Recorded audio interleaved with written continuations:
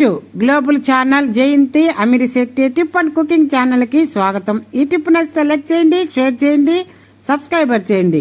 మొదటగా ఈ ఛానల్ చూసే వాళ్ళు సబ్స్క్రైబర్ చేసుకోండి, బెల్ ఐకాన్ నొక్కండి. నేను పెట్టే నీకే మొదట నోటిఫికేషన్ రూపంలో మీకే వస్తుంది. కార్తీక మాసంలో వచ్చే శుక్లపక్ష తృతీయను యమ ద్వితీయ అని అంటారు.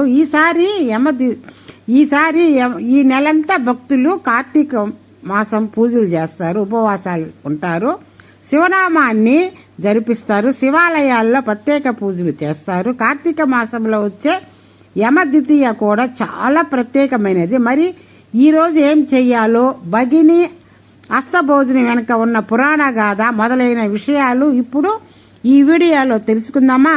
స్కిప్ చేయకుండా లాస్ట్ వరకు చూడండి. అక్షయ లక్ష్మీ కుబేర పూజ. యమ ద్వితీయ లేదా భగిని అస్తభోజనము రోజు అక్షయ లక్ష్మీ కుబేర పూజ చేస్తే మంచిది అట. లక్ష్మీదేవి తన సంపదను కుబేరుడికి ఇచ్చి హరి భక్తులలో లీనం అయిపోతుంది. అందుకని ఈరోజు లక్ష్మీ కుబేర చిత్రపటాన్ని పెట్టి పూజిస్తే సంపద భోగభాగ్యాలు కలుగుతాయట. అసలు ఈ పూజా విధానం ఎలా చేయాలో ఇప్పుడు తెలుసుకుందామా? ఈరోజు ముందుగా ఇంటిని శుభ్రం చేసుకొని పూజా మందిరాన్ని అందంగా అలంకరించుకోవాలి.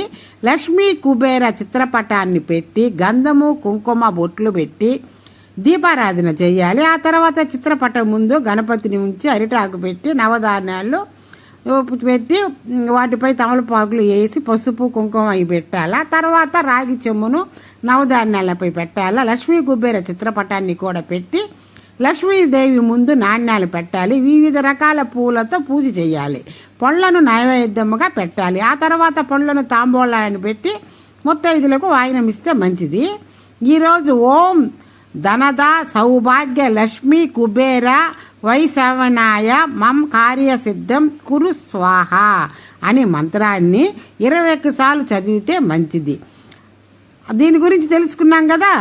ఇప్పుడు భగిని అస్తభోజనం వెనక పురాణ గాథ. అసలు ఈ భగిని అస్తభోజనం అంటే ఏమిటి అని దీని గురించి తెలుసుకుందామా? ఇప్పుడు స్కిప్ చేయకుండా ఇది కూడా చూడండి. మంచిది అన్ని తెలుసుకోవాలి కదండి, మనం పురాణాలన్నీ తెలుసుకోవాలి కదా. అల్పాయుష్కుడైన మార్కండేయుడు యమధర్మరాజు విస్తరించిన యమపాశం నుండి తప్పించుకోవాలని పరమేశ్వరు దగ్గరకు వెళ్లి ఆలింగనం చేసుకుంటాడు. ఆ సమయంలో యమపాశము శివలింగాన్ని తాకుతుంది. కోపం వచ్చిన శివుడు ధర్మరాజుపై త్రిశూలాన్ని విసురుతాడు. ఆ త్రిశూలము శక్తి ఎలాంటిదో తెలిసిన యముడు తప్పించుకోవడానికి పరిగెడతాడు. చివరికి తన చెల్లెలు యమున దగ్గరకు వెళ్లి తలదాచుకుంటాడు.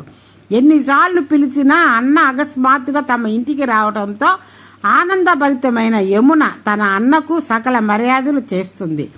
సూర్య భగవానుడికి యమధర్మరాజు శనేశ్వరుడు వీళ్ళంటి కొడుకులు. యమధర్మరాజు అన్నా చెల్లెళ్ళు.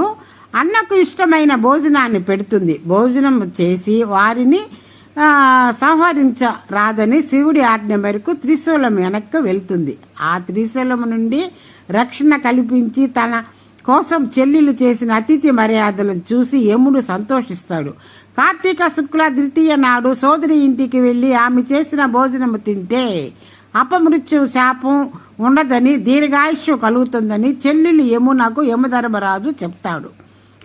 ఆ రోజు చెప్తాడు ఏమని, ఎవరైతే కార్తీక మాసంలో చెల్లెలింటికి పోయి భోంచేస్తారో అది వాళ్ళకి దీర్ఘాయుష్యు కలుగుతుందని యమధర్మరాజే వరం ఇస్తాడట. అందుకని ఆ రోజు కానీ చెల్లెలింటికి పోయి భోంచేస్తే మంచిదని చెప్పి చెప్తారు. ఈ పౌర్ణమి చాలా విశేషమైన, ప్రతి నెల వచ్చే పౌర్ణమి రోజున విష్ణుమూర్తి లక్ష్మీదేవిని పూజిస్తారు. ఇది చాలా మంచి రోజుగా భావిస్తారు. పౌర్ణమి నాడు సత్యనారాయణ స్వామి కథ వింటారు. అలాగే దానాలు చేస్తే ఎంతో మంచి ఫలితం కలుగుతుంది. కార్తీక మాసంలో వచ్చే పౌర్ణమి నాడు కూడా విశేషమైనది. కార్తీక మాసం పరమశివుడిని ఆరాధిస్తారు. అలాగే లక్ష్మిని విష్ణుమూర్తిని కూడా పూజిస్తారు. పూజిస్తారు. అసలు ఈ కార్తీక మాసం రోజు కానీ చాలా ఏళ్ల తర్వాత ఈ కార్తీక పౌర్ణమి చాలా అదృష్టకరమైన దని జ్యోతిష్య నిపుణులు చెప్తున్నారు. పంచాంగ ప్రకారం ఈ సంవత్సరం కార్తీక పౌర్ణమి నాడు 100,000 తర్వాత చాలా మంచిదండి. ఈ కార్తీక మాసంలో వచ్చే పౌర్ణమి అమృత యోగము, సిద్ధి అన్నీ బాగున్నాయంట. ఆ రోజు పూజ చేస్తే మంచిదంట.